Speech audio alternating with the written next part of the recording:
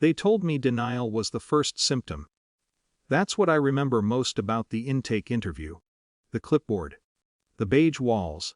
The woman with the steady voice explaining that admitting what I'd done was the first step toward restoring trust. I kept saying I hadn't taken anything. $10,000 had gone missing from my dad's savings account. My brother said he saw me logging into online banking. He said I'd bragged about wanting to move out. He said I'd been acting secretive for weeks. He said it calmly. That's the part that made it stick. My mom didn't hesitate. She didn't ask me to explain. She said, I knew something was off. Within a month, I was in a behavioral rehab program for compulsive lying and theft. At 16.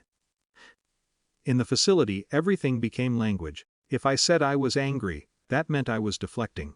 If I said I was innocent, that meant I was avoiding accountability. If I cried, that meant I was manipulating. They called my case family-enabled dishonesty. I learned to sit quietly in group sessions while other kids confessed to things they'd actually done. I stayed silent because my truth didn't fit the structure of the room. The worst part wasn't being punished. It was watching doubt grow inside myself.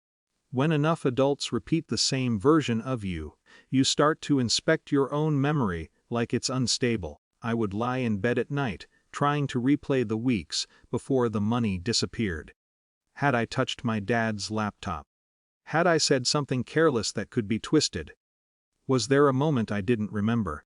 My father visited twice the first year. He looked tired. He never accused me directly, but he never said he believed me either. His letters grew shorter over time. Focus on getting better, he'd write. Better from what? I wasn't sure. I came home at 18 with a discharge summary that said I'd made moderate progress. Home felt rearranged. My brother was starting community college. My mom acted brisk and efficient around me, like I was a problem that had been mostly resolved. We didn't talk about the money anymore. It was treated as a closed chapter. My dad was quieter than I remembered. There were no apologies, just an unspoken agreement to move forward. I got a part-time job and saved enough to move out within a year. Distance felt safer than resentment. I told myself I would build a life that didn't orbit that accusation. Still, it followed me. When someone double-checked a receipt at work, my chest tightened. When a roommate asked about a missing charger, I felt the old panic rise. Being falsely blamed doesn't just stain your record, it stains your reflexes. The discovery happened on a Tuesday afternoon. I wasn't there. My dad was looking for old tax documents in my brother's room. My brother had moved into an apartment by then, but he'd left boxes behind. Inside one of them were bank statements. Not ours, my dad's. Printed copies showing transfers that matched the missing $10,000, routed into an account I'd never seen before. The account holder was my brother. There were more documents underneath. Emails between my mom and him. Dates. Discussions about handling it before dad overreacts. One message from her read, "We can say he's been acting out. It fits, it fits." My father told me later he sat on the edge of the bed for a long time before he called a lawyer. He didn't call me first. He filed for divorce that same week. That was the unmistakable shift. Not yelling, not confrontation, paperwork, legal action, formal separation. The house I grew up in split in half because of proof. 2. He came to my apartment on a Sunday. I hadn't seen him in months. He looked older than 2 years should have made him.